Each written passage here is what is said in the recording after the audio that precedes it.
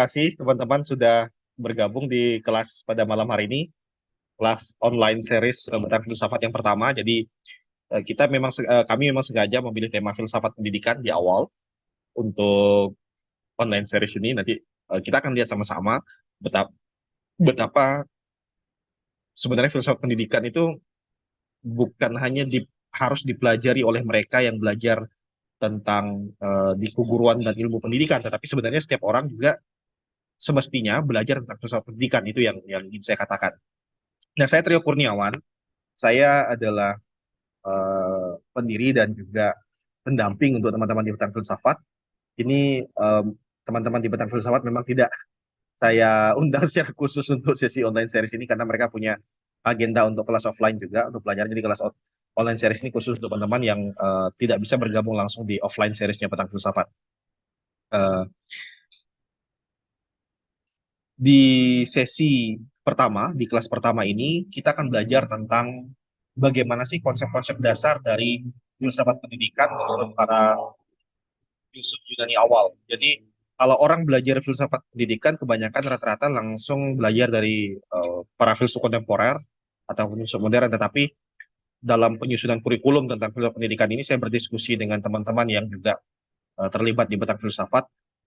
Sangat baik jika kajian tentang filsafat pendidikan ini dimulai dari eh, Yunani awal. Kita akan belajar sama-sama tentang bagaimana gagasan mereka. Di pertemuan hari ini, saya akan berbagi tentang bagaimana sih konsep filsafat pendidikan menurut Socrates, Plato, dan Aristoteles. Saya akan berbagi tentang itu. Tidak akan mendetail, karena tidak mungkin menjelaskan seluruh gagasan tiga filsuf besar ini dalam satu sesi pertemuan. Tetapi saya sekali lagi berharap bahwa teman-teman mendapat gambaran dasar tentang bagaimana konsep filsafat pendidikan yang diberikan oleh tiga filsuf awal ini, yaitu Socrates, Plato, dan Aristoteles. Saya izin untuk share presentasi saya.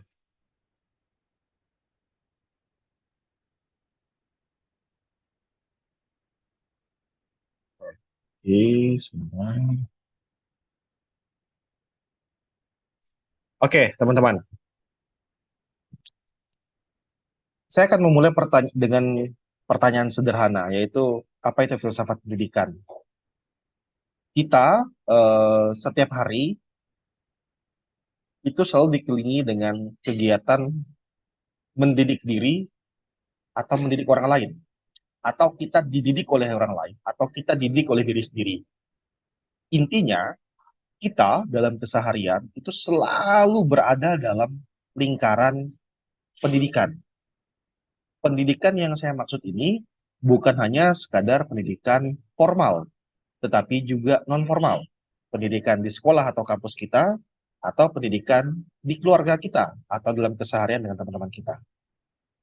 Cuman seringkali teman-teman dalam proses kita mendidik diri, dalam proses kita belajar, dalam proses kita diajar, kita seringkali tidak menyadari dengan baik, kita seringkali tidak menyadari dengan tepat, kita belajar atau kita mendidik diri itu fondasinya apa, dasarnya apa, mengapa kita belajar, mengapa kita mencari kebenaran, mengapa kita bersekolah. Mungkin pada titik tertentu kita dapat bertanya hal seperti itu, tetapi teman-teman hampir tidak, bukan hampir tidak mungkin, tetapi mungkin kita nggak sempat menanyakan itu pada saat kita bersekolah atau berkuliah, karena mungkin kita ya sekolah-sekolah aja, SD, SMP, SMA, kuliah ya lakukan aja, kita jalani karena memang ya semua orang melakukan itu, semua orang bersekolah, semua orang berkuliah, mungkin melakukan itu ya kemudian menjadi kebiasaan yang nggak pernah kita pertanyakan. Di filsafat pendidikan, kita bertanya mengapa kita melakukan itu semua, mengapa kita belajar, mengapa kita sekolah, mengapa kita mendidik diri, untuk apa? Setelah kita menemukan jawaban mengapa, mungkin pertanyaan berikutnya adalah kita mau didik dengan cara apa? Kita mau mendidik diri kita dengan cara apa? Apa fondasi paling kokoh dari pendidikan kita? Apa, kalau bahasa teknisnya, apa nature dari pendidikan kita? Apa hakikat dari pendidikan kita?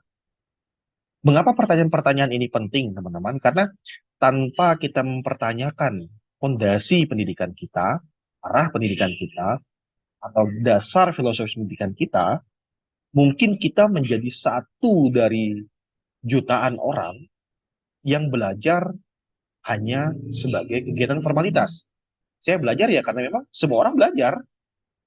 Saya sekolah ya karena ijazah, karena gelar mungkin.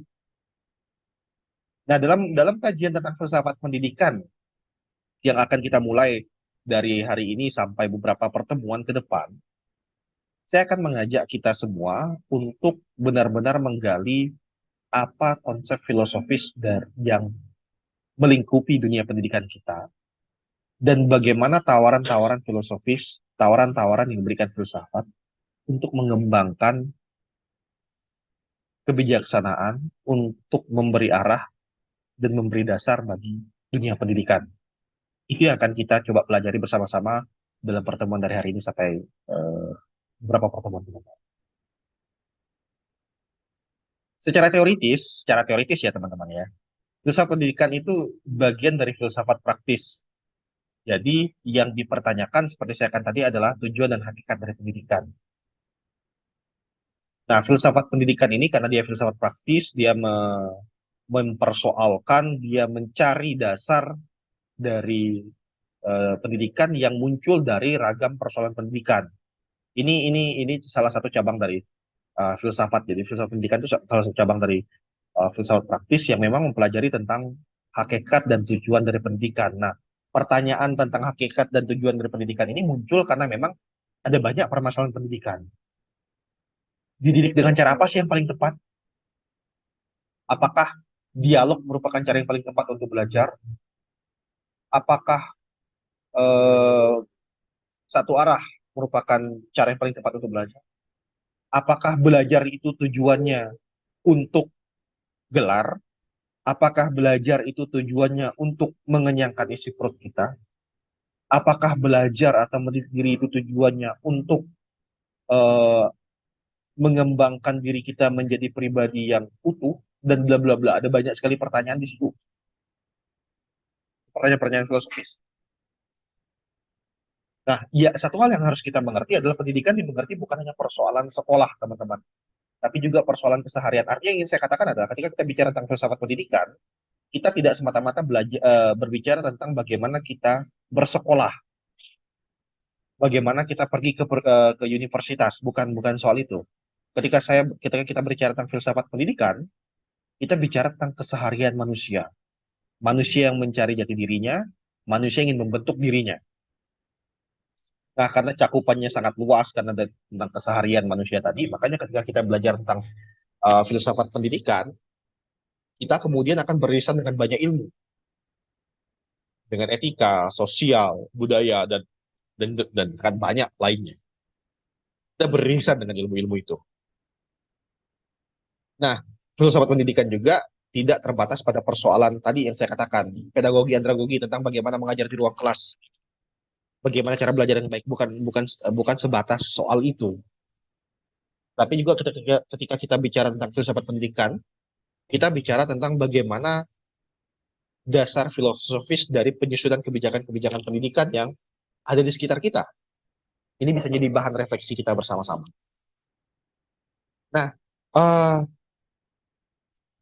saya dulu ketika kuliah menyelesaikan studi filsafat saya di S2, ada satu mata kuliah yang kami pelajari, yaitu filsafat pendidikan.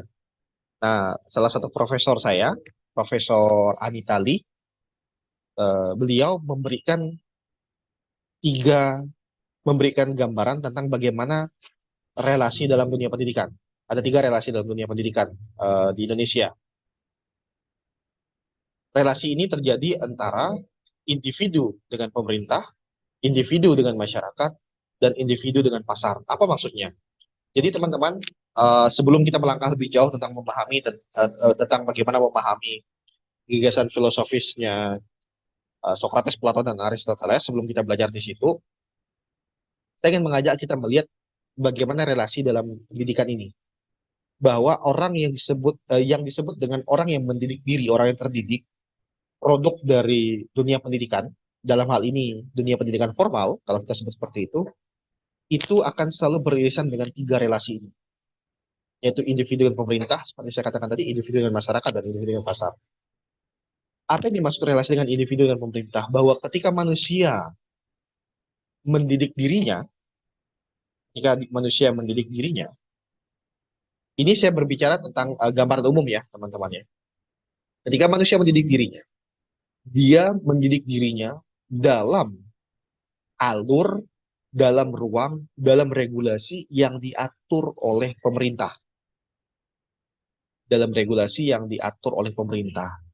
Itu sebabnya sistem pendidikan di Indonesia diatur dalam kebijakan-kebijakan pendidikan oleh Menteri Pendidikan, oleh negara, dan lain-lain. Ketika manusia mendidik dirinya lewat aturan-aturan tersebut, yang ingin dicapai dari relasi antara individu dan pemerintah ini, dalam hal bagaimana negara membuat regulasi tentang pendidikan, adalah bahwa pendidikan ini harus dapat diakses oleh semua orang yang ada di wilayah tertentu atau negara tertentu. Artinya pemerintah seharusnya menjamin bahwa setiap individu punya akses terhadap pendidikan. Dan sebaliknya, individu atau manusia juga atau masyarakat juga akan mengikuti jalur pendidikan sebagaimana yang diberikan oleh pemerintah. Ini relasi pertama, teman-teman. Bahwa sekali lagi dalam dunia pendidikan itu relasi antara pemerintah dengan individu itu nampak jelas. Relasi pertama. Relasi kedua adalah antara individu dengan masyarakat. Antara individu dengan masyarakat. Artinya bahwa manusia atau individu yang mendidik dirinya sesuai dengan regulasi yang dibuat oleh pemerintah tadi, diharapkan, teman-teman, mereka bisa diterima di masyarakat. Bisa diterima di masyarakat.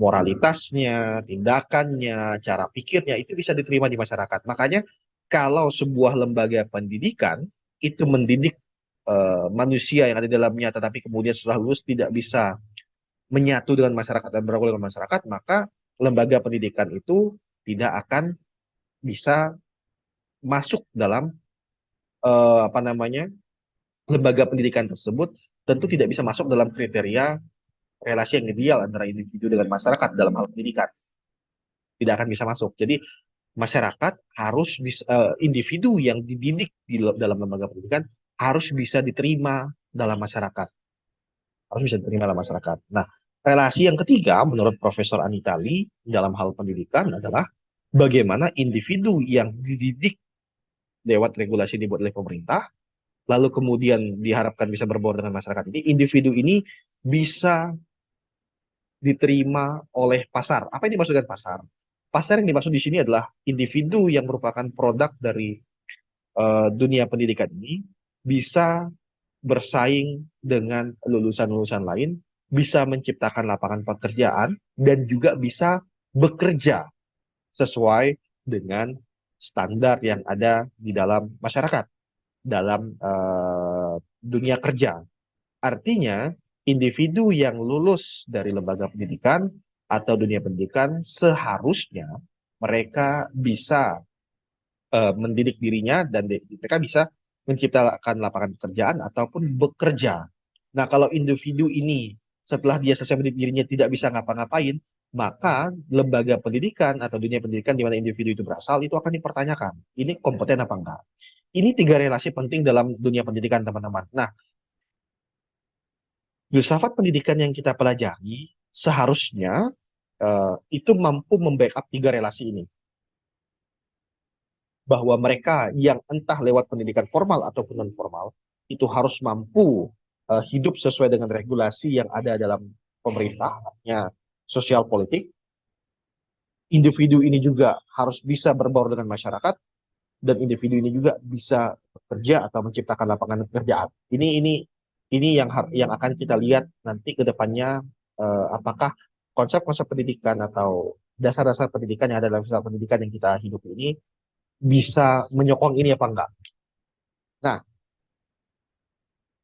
mengapa kita perlu belajar filsafat pendidikan? Pertama, karena pendidikan itu soal keseharian, seperti yang saya katakan tadi. Karena itu, pembelajaran tentang filsafat pendidikan berarti belajar tentang keseharian kita sendiri. Kita nggak belajar tentang sesuatu yang wow, sesuatu yang besar, sesuatu yang jauh, tapi kita belajar tentang keseharian kita, tentang dunia kita. Karena hidup yang enggak dipelajari, hidup yang enggak ditanyakan, hidup yang enggak direfleksikan, tampaknya mungkin terlalu besar untuk kita sia-siakan. Hidup yang enggak direfleksikan itu, kalau kata Socrates, enggak layak untuk dijalani, enggak layak untuk dijalani. Kita sekali lagi dalam filsafat pendidikan benar-benar merefleksikan kehidupan kita, keseharian kita, bagaimana kita mendidik diri, bagaimana selama ini kita dididik. Nah, kita juga karena orang yang memang terjun dalam dunia pendidikan, karena kita juga adalah mungkin di sini adalah mahasiswa, mantan mahasiswa, ataupun sekarang kita siswa, ataupun mungkin kita guru, atau kita mungkin orang tua, ya kita adalah praktisi pendidikan semuanya. Konsep-konsep pendidikan yang relevan dan kontekstual itu bisa kita aplikasikan. Nanti kita akan belajar konsep-konsep yang akan kita pelajari ini bisa nggak kita praktekkan dalam keseharian kita, dalam hidup kita, di rumah kita, di kampus kita, dan lain-lain. Mari belajar dari tiga filsuf Yunani awal, dari Socrates, Plato, dan Aristoteles. Pertama, kita belajar dari Socrates, teman-teman. Siapa Socrates? Socrates ini adalah salah satu dari tiga filsuf Yunani terbesar sepanjang masa. Salah satu dari tiga, Socrates, Plato, dan Aristoteles. Socrates itu nggak pernah menuliskan gagasannya di dokumen apapun. Gagasan Socrates itu ditemukan lewat tulisan para filsuf kontemporer ataupun lewat tulisan Plato muridnya. Jadi dia nggak pernah nulis, dia cuma ngomong aja. Socrates itu taunya ngomong, dia nggak pernah nulis. Gagasannya didapatkan dari tulisan-tulisan para muridnya. Bapaknya, Sopronikus, itu tukang batu, dan mamanya, ibunya, itu adalah seorang bidan. Nah, ibunya yang seorang bidan ini akan berpengaruh besar ke dalam teori yang akan dikeluarkan oleh Socrates. Nanti kita akan lihat sama-sama. Seorang Plato itu menggambarkan Socrates sebagai seorang yang sangat bersemangat, berapi-api. Jadi Socrates ini orang yang benar-benar bersemangat untuk belajar, untuk mengajarkan, dan bersemangat untuk berdialog. Ini bagaimana Plato menggambarkan seorang Socrates. By the way, Plato adalah murid dari Socrates ya, teman-teman.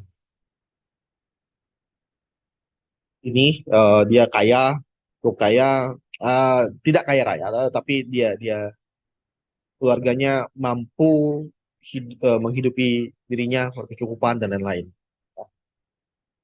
Nah, Socrates itu belajar dari Anaxagoras, dia filsuf Yunani pra-Socrates, sebelum Socrates.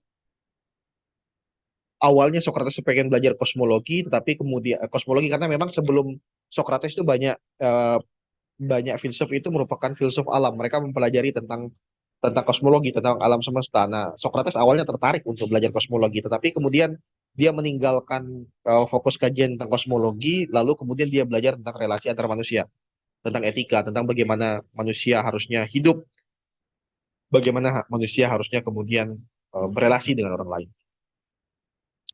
Nah, ini yang menarik, teman-teman. Socrates itu menganggap dirinya sebagai lalat pengusik.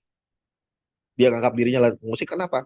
Dia di kota Athena, di mana dia berasal dan mengajar, dia paling senang itu berdialog dengan orang-orang, berdiskusi, lalu kemudian semacam memprovokasi dalam tanda kutip orang-orang untuk bertanya, untuk kemudian mencari kelemahan dari sistem sosial, sistem politik yang ada di Athena pada saat itu, dan mungkin juga mencari kelemahan dari gagasan-gagasan orang-orang terkenal, bahkan gagasan dari orang yang diajak diskusi itu sendiri. Jadi Socrates itu menganggap dirinya lalat pengusik, dia mengganggu kemapanan berpikir orang-orang, dia mengganggu kemapanan yang ada di dalam keseharian masyarakat Athena. Karena memang Socrates melihat bahwa ada yang salah dari itu semua. Nah, metode yang digunakan Socrates untuk berdialog ini kemudian tidak disukai oleh kebanyakan orang Athena. Karena apa? Nanti kita lihat bagaimana metode ini berlangsung, teman-teman. Jadi metode ini nggak disukai oleh masyarakat Athena karena membuat orang-orang itu menjadi sangat aktif untuk mempertanyakan segala sesuatu, mengkritisi segala sesuatu. Nah, nama metode yang digunakan oleh Socrates namanya adalah Maiotika Techne. Maiotika Techne. Mari kita lihat bagaimana caranya Socrates berfilsafat. Menurut Plato, Sokrates menggali kebenaran bukan dari pikirannya sendiri. Jadi Sokrates itu teman-teman dia nggak apa namanya mencari kebenaran dari isi kepalanya. Enggak. Justru Sokrates itu menggali kebenaran itu dari lawan bicaranya, bukan dari dirinya sendiri. Sokrates itu nggak mengajarkan orang, oh ini harus begini, harus begini, harus begini. Enggak. Justru dia menggali kebenaran dengan cara berdialog dengan lawan bicaranya, dan lawan bicaranya lah yang kemudian menemukan kebenaran dari dialog tersebut. Dia melakukan dialog yang dinamis kritis dengan lawan bicaranya. Nah, bagaimana dia memulainya? Sokrates itu selalu memulai pencarian kebenaran itu dengan pertanyaan-pertanyaan. Dia bertanya tentang A, tentang B, tentang C, tentang segala sesuatu kepada lawan bicaranya. Lewat pertanyaan-pertanyaan tersebut, Sokrates mengajak lawan bicaranya untuk menemukan kebenaran terdalam. Jadi, teman-teman, metode dialektik, metode maiotika tekna ini sederhananya adalah ketika Sokrates bertemu dengan orang, dia akan bertanya tentang satu hal, dan orang itu menjawab. Sokrates akan memberikan pertanyaan lagi berdasarkan jawaban orang tersebut. Sokrates akan bertanya terus-menerus kepada lawan bicaranya, sampai kemudian lawan bicaranya menemukan banyak kebenaran dari dan banyak pengetahuan informasi dari dialog tersebut. Itu yang dilakukan oleh Sokrates. Sokrates menggali kebenaran dari lawan bicaranya. Lawan bicaranya itu akan selalu tertantang untuk menjawab pertanyaan-pertanyaan Sokrates sampai kemudian mereka sama-sama menyadari bahwa dalam pembicaraan yang panjang itu lawan bicaranya kemudian menemukan jawaban, menemukan ragam pengetahuan dan kebenaran. Dan bahkan teman-teman, orang yang diajak bicara tersebut kemudian juga menyadari bahwa cukup banyak argumentasinya salah, cukup banyak hal dia tidak ketahui. Bukan Sokrates yang menemukan kebenaran tersebut, tetapi lawan bicaranya lah yang menemukan kebenaran. Ketika saya misalnya berdialog dengan Sokrates, Sokrates bertanya kepada saya lah yang kemudian menemukan kebenaran. Karena saya selalu mencoba menjawab apa yang ditanyakan oleh Sokrates. Seni menggali kebenaran dengan pertanyaan-pertanyaan ini kemudian disebut dengan maiotika tekne, teknik membidani. Lihat, teman-teman, ibunya Sokrates adalah seorang bidan. Jadi, teknik ini merupakan teknik yang diciptakan Sokrates untuk membantu lawan bicaranya dalam melahirkan kebenaran, dalam menemukan kebenaran. Sokrates itu menjadi seperti bidan yang membantu lawan bicaranya melahirkan kebenaran lewat serangkaian pertanyaan, teman-teman. Lewat pertanyaan-pertanyaan ini. Saya biasanya di ruang kelas dan sering kalau ketika saya ngajar di kampus, saya sering menggunakan metode teknik ini ketika saya berdialog dengan mahasiswa saya. Kalau misalnya di sini di online series ini ada mahasiswa saya, mereka bisa memberikan kesaksian bahwa saya sangat sering menggunakan teknik maiotika teknik ini. Misalnya ketika dan awal memulai topik pembicaranya pun untuk menggali kebenaran dengan metode Socrates ini pun nggak harus pertanyaan yang ribet-ribet. Misalnya ketika ada mahasiswa saya datang ke kampus ketika kuliah, misalnya dia menggunakan baju putih, sementara teman lainnya mungkin memakai baju hitam semuanya atau baju merah. Nah, saya akan tanya kepada mahasiswa teman, eh, kenapa kamu pakai baju putih? Saya pakai baju putih. Kenapa kamu pakai baju putih? Saya tanya sama mahasiswa tersebut, dia akan bilang, oh saya pakai baju putih karena memang di rumah saya kebetulan hanya ada baju putih, Pak. Dan saya akan tanya lagi, loh, mengapa di rumahmu hanya ada baju putih? Mengapa tidak ada baju lain? Dia akan jawabkan, oh sebenarnya ada baju lain, Pak. Karena apa namanya baju yang lain itu sedang basah, sementara yang kering cuma ini. Lalu saya akan bertanya, mengapa yang lain basah? Kenapa yang kering cuma ini? Dia akan menjawab, oh saya baru bisa nyucinya tadi malam, Pak. Saya akan bertanya lagi, kenapa kamu bisa nyuci tadi malam? Kenapa kamu tidak menyucinya 2-3 hari sebelumnya? Intinya, saya akan terus menggali apa namanya menggali gagasan-gagasan dari mahasiswa yang saya tanya tersebut sehingga dia kemudian memunculkan ragam jawaban dari pertanyaan-pertanyaan singkat saya tadi terhadap mahasiswa saya yang saya berikan contohnya tadi kita bisa menyimpulkan beberapa hal. Satu misalnya bahwa eh, mahasiswa itu harus mengatur jadwalnya dengan baik sehingga misalnya dia bisa menggunakan baju yang seragam dengan teman-temannya. Ini konteksnya adalah tentang misalnya ada aturan berpakaian seragam di kampus misalnya. Jadi kalau misalnya ada orang berpakaian berbeda, itu bisa menjadi jalur pertama untuk melakukan meiotika tekne. Teman-teman nanti ketika misalnya di tempat kerja teman-teman sebagai guru atau sebagai mahasiswa ataupun sebagai dosen, metode ini bisa kita pakai menggali kebenaran, menggali kepengetahuan dari jawaban yang diberikan oleh lawan bicara kita. Metode ini sangat mudah, tetapi sangat membantu untuk mengajarkan teknik berpikir yang dialektis dengan mahasiswa kita. Ini metode ini paling sering saya pakai di ruang kelas, paling sering. Nah, Socrates nanya seperti ini, siapakah orang bijak? Pada zamannya Socrates itu ada seorang yang bernama Orakel di kota Delphi. Orakel itu mengatakan bahwa dia adalah orang paling bijak di Yunani karena ia mengetahui segalanya. Jadi Orakel ini merasa bahwa dia paling bijak di Yunani. Jadi dia tahu segalanya. Dan orang orang Athena juga percaya bahwa Orakel ini memang orang bijak, dia tahu segalanya. Tapi bagi Socrates sendiri, orang yang paling bijaksana di dunia adalah orang yang merasa bahwa dirinya tidak tahu apa-apa. Orang yang paling bijaksana adalah dia yang tidak tahu apa-apa. Karena apa? Kalau dia merasa sudah paling bijak dan mengetahui segalanya, dia berhenti belajar. Tetapi setiap hari kalau kita merasa kita tidak tahu banyak hal, kita akan terus belajar dan mencari tahu. Ini kebijaksanaan Socrates yang bisa kita pelajari juga, teman-teman. Ketika kita selalu merasa bahwa kita sudah cukup pintar, kita berhenti belajar. Tapi ketika kita merasa tidak tahu banyak hal, kita akan terdorong untuk terus belajar. Filsuf itu adalah orang yang bertanya. Jalan filsuf itu sepi. Saya selalu katakan ini kepada mahasiswa saya, kepada teman-teman saya. Mengapa? Karena memang kebanyakan filsuf itu akan memilih cara pikir lain, dalam tanda kutip jalan lain. Filsuf akan selalu bertanya karena dia ngerasa bahwa dia tidak mengetahui apapun. Makanya jalannya sepi. Kebanyakan orang pengen merasa mengetahui segalanya. Nah, bagaimana filsafat pendidikan Socrates jika kita bisa simpulkan? Nah, bagi Socrates, pendidikan adalah soal relasi dialektis, teman-teman. Lewat dialog yang dialektis, pengetahuan dapat ditemukan, yang saya katakan tadi. Seperti pada Maiotika Tekne, pendidikan dialektis akan membawa manusia untuk berpikir lebih teliti, dia bisa menguji gagasannya sendiri, dan memperbaiki pengetahuan. Lalu, pendidik juga nggak bisa memaksakan gagasannya kepada peserta didik. Kenapa? Lewat metode Socrates ini, lewat metode Maiotika Tekne ini, pendidikan itu akan menjadi tempat yang sangat hidup, ruang belajar akan jadi tempat yang sangat hidup. Karena apa? Pendidik itu nggak bisa memaksakan gagasannya kepada peserta didiknya. Sebaliknya, sebaliknya pendidiklah yang kemudian membantu peserta didiknya untuk berpikiran terbuka, berpikiran teliti, kritis, dan lain-lain.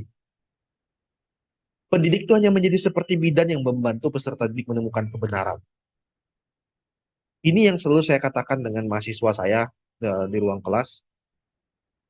Saya bukan orang yang lebih pintar dari kamu, itu selalu saya katakan kepada mahasiswa saya. Kenapa?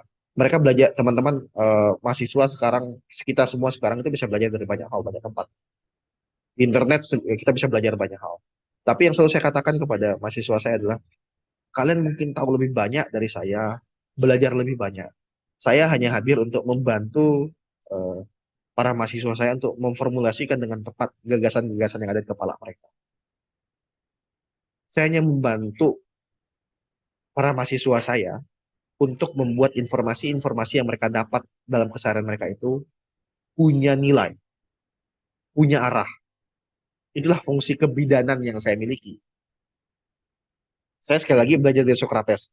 Saya secara pribadi, jujur saja, saya cukup banyak dipengaruhi oleh konsep-konsep Socrates tentang pendidikan. Saya cukup banyak dipengaruhi oleh Socrates dalam hal bagaimana saya mengajar dan mendidik diri, dan juga mendidik mahasiswa saya.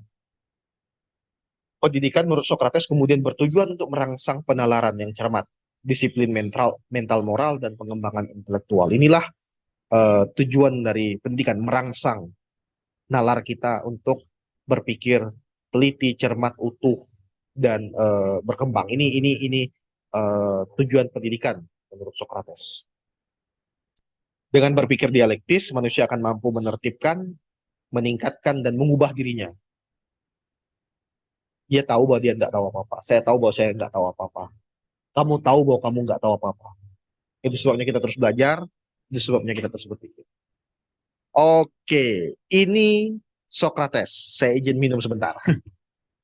Kalau teman-teman ada pertanyaan, silakan langsung di kolom chat ya. Teman-teman kalau misalnya ada pertanyaan ataupun sanggahan ataupun ketidaksetujuan, silakan teman-teman ke kolom chat ya. Ntar saya sambil minum.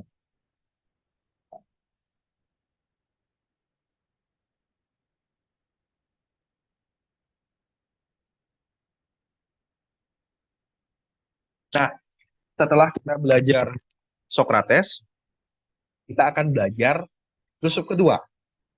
Namanya adalah Plato. Socrates, Plato, Aristoteles. Plato ini adalah muridnya Socrates. By the way, teman-teman, Socrates itu, karena tadi dia, saya balik dulu sebentar. Nah, Socrates ini, karena dia tadi menyebut dirinya adalah pengusik, dia dibenci oleh masyarakat Athena, teman-teman.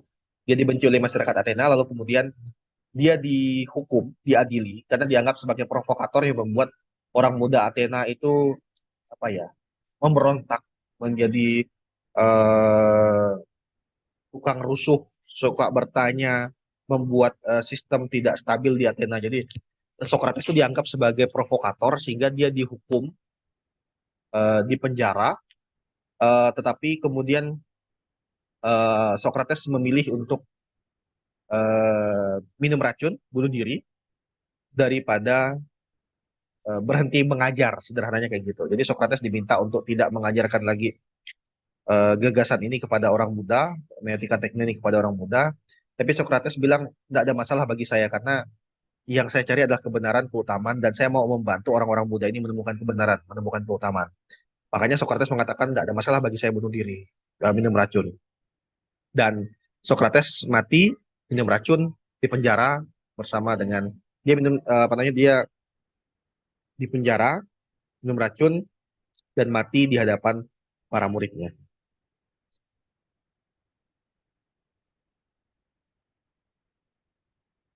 Nah, kita akan melihat berikutnya adalah Plato. Siapa Plato? Plato adalah murid dari Socrates.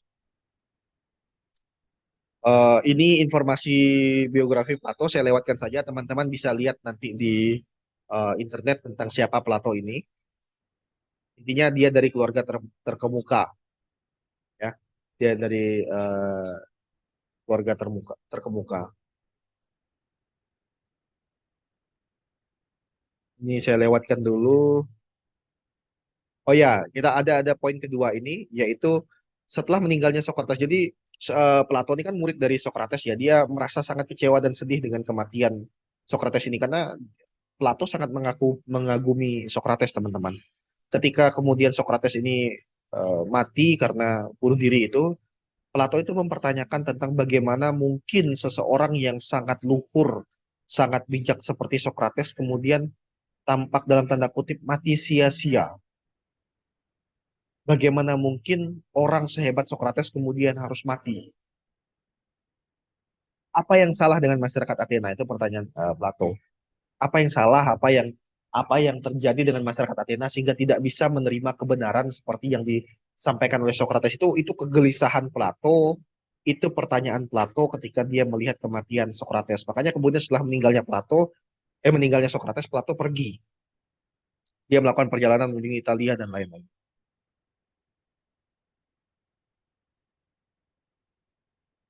Ini pertanyaan, ini gambar tentang bagaimana Socrates ketika menjelang masa akhir hidupnya di penjara, dia minum racun di hadapan para muridnya. Eh, Kematian Socrates itu membuat Plato bertanya ya, siapa yang benar? Socrates atau Athena? Socrates atau masyarakat Athena? Ini pertanyaannya Plato. Kalau Socrates yang benar, kenapa dia harus mati? Kalau masyarakat apa namanya? Kalau masyarakat Athena yang benar, tapi kemudian mengapa Socrates mau mati demi gagasannya? Itu pertanyaan Plato. Kalau memang masyarakat Athena yang benar, mengapa orang seperti Socrates mau mati demi gagasan di kepalanya? Ini pertanyaan besar dalam benak Plato pada saat itu. Nah, Plato kemudian bertanya, apa sih yang dikejar oleh Socrates ini sehingga dia sampai mau mati demi apa yang ada dalam kepalanya? Plato menemukan bahwa Socrates adalah orang yang mencari kebenaran. Cuman pertanyaan Plato ini kebenaran itu ada di mana, teman-teman? Ini pertanyaan Plato. Di kebenaran macam apa sih yang dikejar oleh Socrates sampai dia mau mati? Itu bentuk kebenarannya macam apa?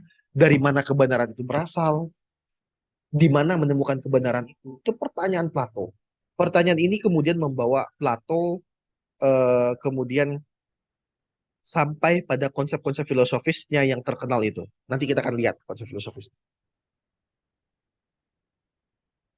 Kalau kebenaran, kata Plato ya, kalau kebenaran itu berasal dari dunia indrawi itu teman-teman adalah dunia yang kita hidupi sekarang, yang teman-teman hidupi sekarang. Dunia keseharian kita ini dunia indrawi namanya. Kalau kebenaran itu berasal dari dunia indrawi, kata Plato, kalau kebenaran yang dikejar Socrates itu berasal dari dunia indrawi, pertanyaan Plato adalah, kenapa kemudian Socrates bisa mati? Kenapa manusia bisa mati? Kenapa tubuh bisa hancur? Mengapa manusia bisa berbohong? Mengapa manusia berbuat jahat? Artinya Plato meragukan bahwa kebenaran itu lahir dari dunia indrawi. Dia nggak yakin. Karena apa? Dunia indrawi ini penuh penuh kebohongan. Dunia indrawi ini bahkan tidak bisa menerima Socrates yang sangat hebat itu. Artinya, kata Plato, tidak mungkin kebenaran lahir dari dunia indrawi. Kebenaran ini pasti berasal dari tempat lain. Sekali lagi, kebenaran ini tidak mungkin lahir dari dunia indrawi, kata Plato. Karena apa? Penuh kebohongan, penuh kejahatan, penuh kekacauan. Tidak mungkin kebenaran lahir dari sini. Kebenaran yang dikejar oleh Socrates ini, kata Plato, pasti berasal dari satu tempat yang abadi, yang sempurna, yang tidak ada duanya. Nah, tempat itu, situasi itu, kebenaran itu menurut Plato ada dalam namanya dunia ide, dunia idea. Nah, kalau teman-teman tanya, di mana sih dunia idea itu? Kita nggak pernah tahu. Ini konsep yang ada di kepala Plato. Plato meyakini bahwa kesempurnaan atau kebenaran itu lahir dari dunia idea. Tidak mungkin lahir dari dunia indrawi. Karena sekali lagi, ada banyak kebohongan, tipuan, penderitaan di dunia indrawi. Tidak mungkin kebenaran lahir dari dunia indrawi. Ini konsep dasar Plato, teman-teman. Plato meyakini bahwa kebenaran yang dikejar oleh Socrates, diajarkan Socrates, tidak berasal dari keseharian kita. Kebenaran itu berasal dari dunia ide yang sempurna. Berasal dari sana. Nah, konsep dunia indrawi, dunia idea ini banyak diterjemahkan orang-orang, teman-teman, tentang konsep surga dengan dunia. Dunia dengan surga. Jadi dunia idea itu dianggap sebagai surga. Ini banyak tafsir seperti ini ya. Dunia idea itu dianggap sebagai surga dan dunia indrawi itu adalah dunia kita sekarang. Jiwa kita itu berasal dari dunia idea kata Plato karena jiwa kita itu akan kembali ke dunia idea dan berasal dari dunia idea. Makanya kalau kita lihat konsep ajaran teologi dalam banyak agama di sekarang ini kita akan melihat bahwa sebenarnya jiwa kita itu berasal dari surga dan akan kembali ke surga dengan syarat bahwa jiwa kita itu hidup dengan kebaikan, hidup dalam kebaikan. Itu salah satu konsep Platonisme yang kemudian dianggap berpengaruh terhadap ajaran-ajaran teologi saat ini. Nah, pertanyaan Plato adalah apakah yang kita lihat dalam keseharian kita lewat indera itu merupakan kenyataan? Apakah yang kita lihat ini kenyataan, kebenaran, kesempurnaan? Mari kita masuk ke analogi gua Plato, teman-teman. Nah, analogi gua ini, teman-teman, itu sebenarnya dibuat oleh Plato untuk menjawab, untuk semacam bukan hanya menjawab, mengkritisi kebodohan masyarakat Athena terhadap Socrates. Bagaimana analogi gua ini kemudian bisa dipakai untuk mengkritisi? Mari kita lihat. Di dalam gambar ini, teman-teman, ini beberapa dari kita mungkin sudah mendengar analoginya Platon ya, tapi saya akan coba jelaskan lagi. Dalam gambar ini, teman-teman, ada ada beberapa bagian. Ada prisoners, ini para tahanan. Lalu ada fire, api.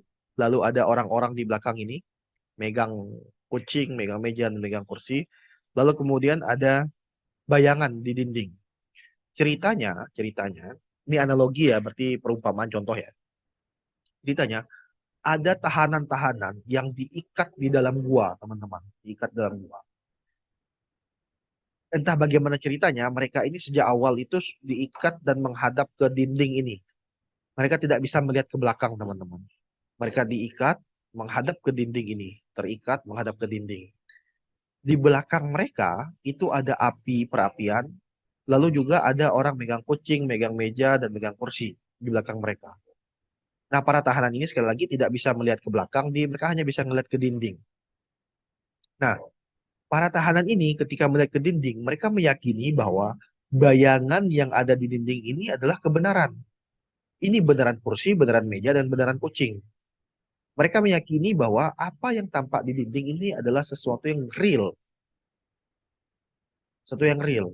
Mengapa mereka meyakini itu sebagai sesuatu yang real? Ya karena memang sejak awal mereka menghadap ke dinding dan taunya bahwa yang di dinding itu real. Lalu kemudian terjadilah ada satu orang dari para tahanan ini kemudian terlepas ikatannya. Karena terlepas ikatannya, dia bisa melihat ke belakang. Dan kemudian dia melihat bahwa ternyata yang di dinding ini bayangan. Dan yang di belakang ini adalah real. Ada orang megang meja, kursi dengan kucing. Tahanan ini kemudian pergi keluar dari gua. Lalu setelah keluar dari gua, dia melihat bahwa di luar gua itu ada banyak sekali pemandangan indah. Ada orang-orang, ada angin, udara, ada pemandangan hijau, ada pegunungan dan lain-lain. Saking indahnya pemandangan di luar itu, tahanan tadi kemudian balik kembali ke dalam gua dan memberitahukan kepada teman-temannya ini. Halo teman-teman, dia beritahu kepada teman-temannya. Ternyata yang kita lihat di dinding ini hanyalah bayangan, nggak real. Yang real itu adalah apa yang ada di luar sana, keindahan, dan di belakang inilah yang real. Tapi para tahanan lainnya, karena memang keras kepala, mereka tidak mempercayai teman mereka yang baru kesan keluar dari gua tadi. Mereka menganggap bahwa tahanan ini yang barusan memberitahukan mereka tentang dunia di luar gua ini dianggap sebagai pembohong. Dianggap sebagai pembohong. Bahkan dalam dalam beberapa cerita yang kemudian diajarkan oleh dosen-dosen saya dulu, mereka kemudian bisa melepaskan ikatan para tahanan ini, lalu kemudian para tahanan yang sudah lepas ikatannya ini kemudian mengeroyok dan membunuh teman mereka yang memberitahukan tentang dunia luar yang sejati itu. Nah, teman-teman, analogi gua ini adalah analogi yang dibuat oleh Plato untuk mengkritik orang Athena yang membunuh atau membuat Socrates terbunuh. Socrates adalah menurut menurut Plato, Socrates adalah salah satu orang yang berhasil keluar, adalah tahanan yang berhasil keluar dari gua dan melihat kebenaran. Setelah Socrates melihat kebenaran dan mencoba membagikan kebenaran itu kepada teman-teman tahanan lainnya atau warga Athena nggak terima dan lebih memilih untuk percaya pada kebohongan atau bayangan yang ada di dinding. Bahkan warga Athena kemudian membunuh Socrates. Ini analogi gua yang disampaikan oleh Plato, teman-teman, bahwa orang-orang orang-orang Athena itu sama seperti 5 tahanan lainnya yang kemudian membunuh Socrates. Ini analogi guanya.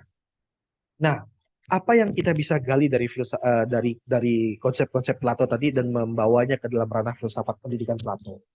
Yang pertama, situasi Athena pada masa Plato itu cukup kacau. Kematian Socrates membuat Plato kecewa dan sedih.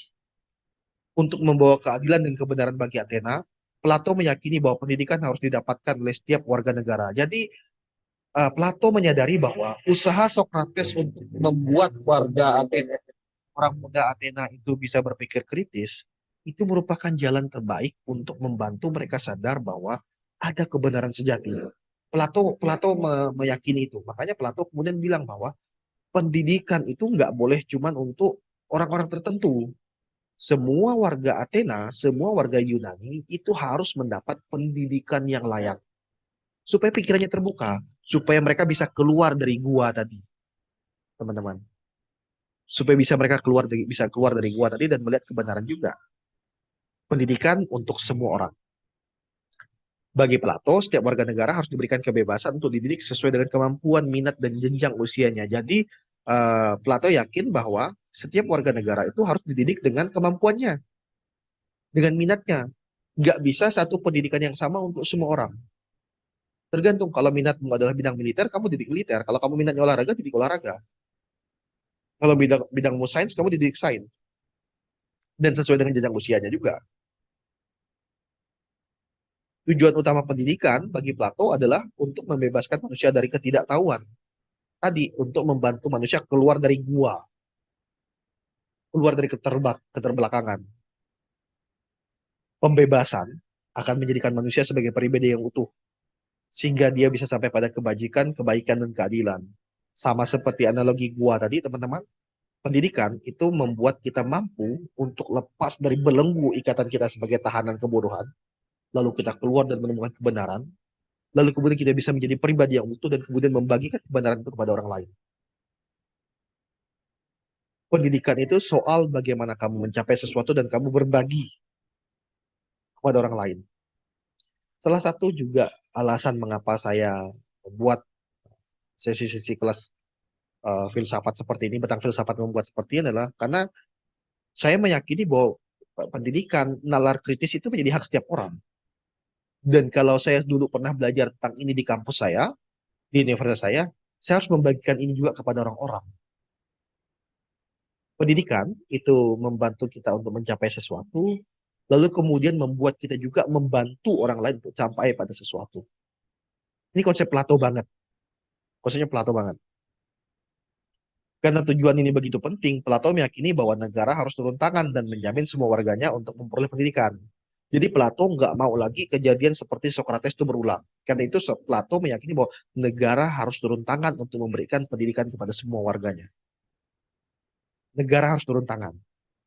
Menurut Plato, pendidikan itu tidak lagi menjadi milik orang-orang tertentu, tetapi milik semua orang.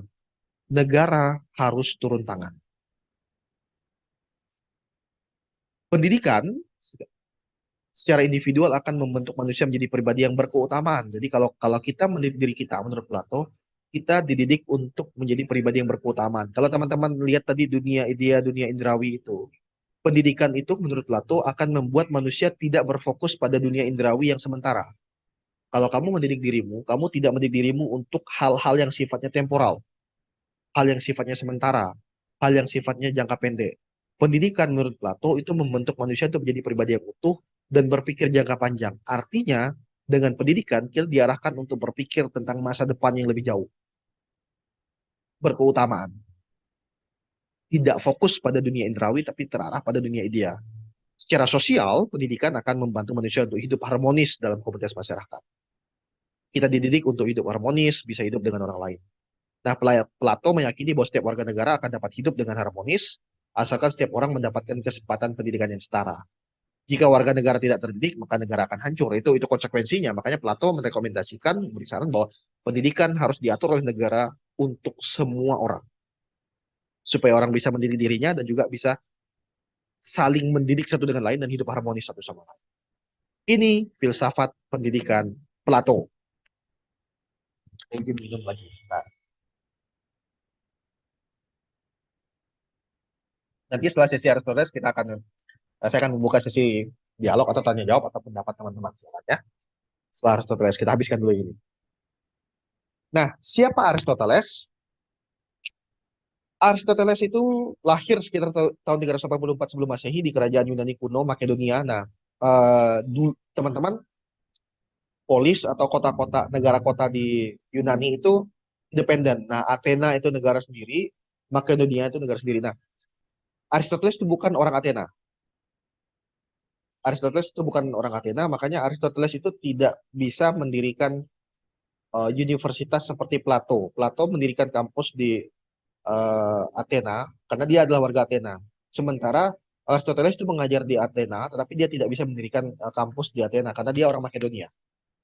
Dia orang Makedonia, dia bukan orang apa namanya, bukan orang Athena.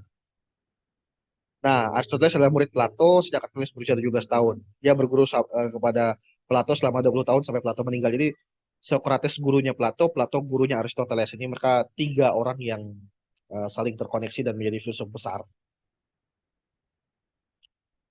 Nah, Aristoteles ini adalah muridnya Plato.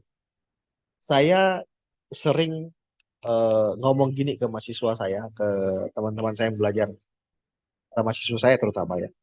Saya sering ngomong gini sama mereka.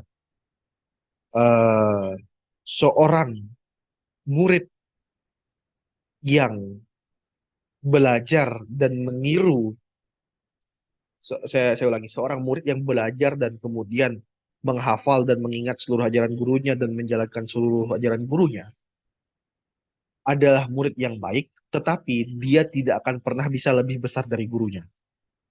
Mengapa? Ya karena dia hanya mengikuti apa yang disampaikan oleh gurunya, teman-teman. Tetapi seorang murid yang mengingat ajaran gurunya, memahami ajaran gurunya, tetapi kemudian mampu berpikiran beda, mengkritisi atau menciptakan teori yang berbeda dari gurunya, maka dia bisa jadi lebih besar dari gurunya. Aristoteles adalah muridnya Plato, tetapi Aristoteles melihat ada kelemahan dari gagasannya Plato. Makanya Aristoteles bisa menjadi filsuf besar. Karena dia bisa berpikiran berbeda dari yang disampaikan oleh gurunya. Teman-teman, dengan hanya menjadi pembeo, kita tidak akan pernah bisa lebih besar dari orang lain. Kita hanya menjadi pengikut orang lain. Relasi antara Socrates, Plato, dan Aristoteles ini sangat menarik untuk kita pelajari karena apa? Mereka saling mengkritisi, saling belajar, dan saling melengkapi satu sama lain. Itu sebabnya mereka menjadi besar, tak tergantikan tiga orang ini. Di gambar ini, Plato adalah dia yang menunjuk ke atas. Mengapa? Ini gambaran bahwa dunia ideal di atas sana adalah dunia yang dikejar oleh manusia menurut Plato. Aristoteles adalah dia yang tangannya ke arah bawah. Aristoteles pengen bilang, yang sejati bukan ada di dunia ideal, kata Aristoteles. Yang sejati itu ada dalam keseharian kita. Dunia ideal itu adalah dunia yang nggak real, kata Aristoteles. Yang real adalah keseharian kita. Kita akan lihat, apa ajaran Aristoteles tentang metafisika. Mari kita lihat tentang Plato dulu. Bagi Plato, yang sejati kan di dunia ideal, di atas sana. Nah, Aristoteles mengkritik Plato. Aristoteles bilang bahwa kebenaran, kesejatian itu bukan di dunia ideal. Itu dalam keseharian kita, kata Aristoteles. Gak usah repot-repot berpikir di mana dunia ideal. Gak usah repot-repot seperti itu, kata Aristoteles. Kebenaran, kesejatian itu ada dalam diri setiap manusia dan setiap benda yang ada dalam keseharian. Dalam benda-benda indrawi. Bukan dalam dunia ideal. Mengapa demikian? Karena bagi Aristoteles, setiap benda dalam tanda kutip digerakkan oleh sesuatu dalam diri setiap benda tersebut. Saya, Trio, sebagai manusia, saya digerakkan oleh jiwa saya. Digerakkan dalam tanda kutip ya, bukan berarti bahwa harus bergerak. Meja ini, meja kayu, itu dalam tanda kutip digerakkan oleh yang utama dari meja tersebut. Kekayuannya, ya, ini bahasa teknis sekali lah. Tapi yang ingin saya katakan, ingin Aristoteles katakan adalah, setiap benda itu punya dua unsur. Namanya adalah unsur materia dan unsur forma, substansi dan aksidens. Substansi adalah hal yang fundamental dari setiap benda. Sementara aksidens adalah hal yang membuat benda itu, membuat substansi itu clear, kelihatan. Contoh, saya beri contoh. Yang sedang teman-teman lihat sekarang dari diri saya adalah aksidens saya. Aksidensnya Trio yang tampak di hadapan teman-teman.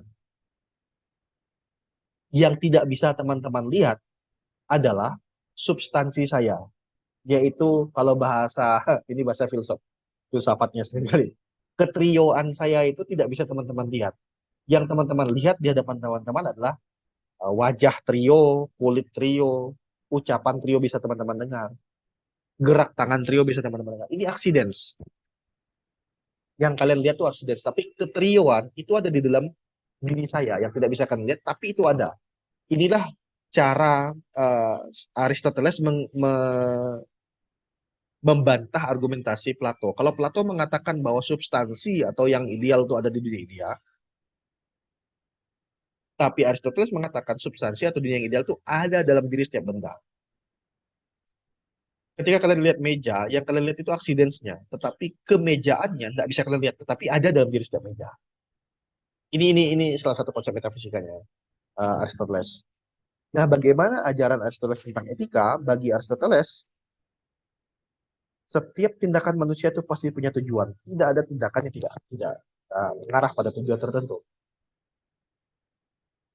Ketika misalnya kayak kasus yang sedang ramai diperbincangkan beberapa waktu belakangan tentang kasus Sambo, pembunuhan terhadap Yosua tidak mungkin tanpa ada tujuan, atau dalam bahasa hukumnya tidak mungkin tidak ada motif. Pasti ada motif pembunuhan itu. Ini sama seperti dikatakan oleh Plato. Setiap tindakan itu punya tujuan, punya arah. Tujuannya untuk apa? Makanya kalau ada orang mengatakan bahwa dia melakukan sesuatu tanpa tujuan, itu nggak mungkin. Kamu berkedip, kamu bernafas itu ada tujuannya. Jadi kalau ada orang yang berdiskusi sama kita tanya, oh ngapa berbuat sesuatu, dia bilang, ah nggak ada tujuan, gini-gini aja. Nggak mungkin. Setiap tindakan itu pasti punya tujuan, ini nilai. Nah tujuan itu pilihannya cuma dua. Kalau kata Aristoteles, sementara atau jangka panjang. Tujuan sementara, tujuan akhir. Tujuan sementara itu hanya sarana untuk sampai pada tujuan akhir. Yang kita kejar itu adalah tujuan akhir, teman-teman. Nah, apakah tujuan akhir manusia? Jawabannya satu, kata Aristoteles, kebahagiaan. Yang kita cari dalam kehidupan kita adalah kebahagiaan. Itu yang kita cari. Manusia itu bisa mencapai kebahagiaan itu dengan akal budinya. Karena manusia adalah zon politikon, manusia makhluk politis, makhluk komunal. Dia kemudian, karena dia makhluk komunal itu, dia mencapai kebahagiaan dalam kebersamaan. Jadi, sekali lagi teman-teman, tujuan akhir dari manusia adalah kebahagiaan. Nah, konsep-konsep awal dari metafisika, konsep tentang etika ini akan membawa kita tentang kepada pemahaman tentang bagaimana filsafat pendidikan dari Aristoteles. Kita lihat satu persatu. Menurut Aristoteles, agar manusia dapat hidup dengan baik, dia harus mendapatkan pendidikan. Baginya, pendidikan bukan soal rasio semata-mata, tapi juga soal bagaimana akal budi itu mengatur emosi, mengatur keinginan, hasrat, nafsu-nafsu kita. Jadi, pendidikan itu bukan hanya memenuhi isi kepala, tetapi bagaimana kemudian isi kepala kita dan akal budi kita itu mampu mendidik diri, mendidik emosi, jiwa kita. Nafsu-nafsu kita itu benar-benar mampu diatur oleh akal budi kita. Itulah tujuan apa namanya? Itulah yang dikejar dari pendidikan. Dengan akal budi mampu mengontrol atau mengatur diri manusia, maka dia bisa sampai pada kebahagiaan sejati, teman-teman. Pendidikan itu membantu manusia untuk sampai pada kebahagiaan sejati. Makanya kalau misalnya kita belajar, kita mendidik diri kita, tapi kita tidak bahagia, mungkin kita bisa bertanya apakah itu yang kita cari atau enggak. Dengan kamu mendidik dirimu, mendidik diri kita sampai pada kebahagiaan. Eh, apa yang kamu pelajari, apa yang saya pelajari, apa yang kita pelajari ini, semua kalau menurut Aristoteles ya bawa kita pada kebahagiaan. Kalau pendidikan tidak membawa kamu pada kebahagiaan, membawa kita pada kebahagiaan, ada yang salah dengan pendidikan. Ada yang salah dengan pendidikan kita. Karena kita nggak sampai ke situ. Nah, bagi Aristoteles sangat penting untuk membentuk kebiasaan anak-anak itu sejak dini. Kebiasaan yang harus ditanamkan pada anak muda adalah berkaitan dengan aturan-aturan. Jadi, pendidikan itu dimulai sejak dini, tapi dengan pembiasaan. Anak-anak itu bisa jalan karena dibiasakan jalan. Anak-anak menurut Aristoteles bisa berkata baik karena dibiasakan untuk berkata baik. Anak-anak bisa menolong orang lain karena dibiasakan untuk menolong. Tapi anak-anak akan berbuat jahat karena dibiasakan untuk berbuat jahat. Ini pentingnya pembiasaan sejak dini menurut Aristoteles. Nah, karena Aristoteles percaya bahwa kebenaran itu lahir dari keseharian, maka pengetahuan juga lahir dari pengamatan manusia terhadap keseharian. Jadi kalau kita belajar, teman-teman, kita belajar dari apa yang kita lihat, apa yang kita dengar, apa yang kita sentuh. Untuk itulah Aristoteles menekankan pentingnya keteladanan, pentingnya pembiasaan yang ada di sekitar orang-orang. Pentingnya di situ karena apa? Apa yang kita amati, apa yang kita lihat, itulah yang akan kita contoh. Itu yang membuat manusia bisa menyimpulkan atau membuat manusia kepada kebenaran. Kalau lingkungan sekitarnya kemudian tidak memberikan contoh yang baik, tidak memberikan ilmu yang baik, manusia tidak akan bisa sampai pada kebenaran dan manusia pada akhirnya tidak bisa sampai pada kebahagiaan sejati. Nah, dia mengakui pentingnya masa anak sebagai periode formatif perkembangan manusia. Jadi penting sekali masa pendidikan anak-anak. Nah, masa pendidikan anak-anak itu kapan sih? Nah, ini ada tiga nih pembagian pendidikan menurut Aristoteles. Usia 7 sampai 14 tahun itu dasar, 14 21 menengah, dan usia 21 lebih itu yang tinggi. 7 sampai 14 tahun itu ya belajar senam, menulis, membaca, musik, menggambar ini pendidikan dasar lah yang dibuat Aristoteles ini teman-teman bisa eksplor lebih jauh nanti. Pendidikan tinggi hanya untuk laki-laki. Nah, ini konteks Yunani pada saat itu jadi masih sangat cowok banget pada saat itu. Jadi pendidikan itu hanya untuk laki-laki. Itu dominan yang terjadi pada saat itu. Saya sempat menonton videonya Romo Setio Wibowo dalam sesi uh, uh, kelas online-nya atau apa itu di Salihara, saya lupa. Dan Romo Setio Wibowo juga mengkonfirmasi bahwa yang disebut dengan orang dewasa, yang disebut dengan orang manusia pada saat itu yang bisa mengikuti proses politik yang ada di Athena adalah kebanyakan laki-laki, itu yang disampaikan oleh Romo Setio. Jadi ini yang terjadi pada saat masanya Aristoteles. Tujuan sekolah adalah untuk mengembangkan dan melatih potensi siswa untuk bernalar, membentuk karakter etis, dan menyediakan basis keterampilan dan pengetahuan. Sekolah harus mempersiapkan warga negara untuk masa depan dengan pengetahuan yang lebih fungsional yang dibutuhkan untuk melakukan urusan politik, sosial, dan ekonomi mereka. Jadi Aristoteles mengatakan bahwa untuk mendidik orang-orang, orang-orang itu harus diarahkan pada apa yang diperlukan oleh negara. Pendidikan itu diarahkan untuk itu. Kalau kita mendidik diri kita, kita harus mampu membantu negara berjalan dengan baik. Bayangkan teman-teman kalau kita mendidik diri kita tapi ternyata kita jadi tukang kacau di masyarakat. Jadi orang yang nggak membantu komunitas, membantu masyarakat lebih baik, sepertinya kita tidak mendidik diri kita dengan tepat. Itu menurut Aristoteles. Dari saya itu Socrates, Plato, dan Aristoteles. Semoga ada yang bisa teman-teman dapatkan. Terima kasih untuk sesi Socrates, Plato, dan Aristoteles ini. Silakan kalau ada pertanyaan atau tanggapan dari teman-teman.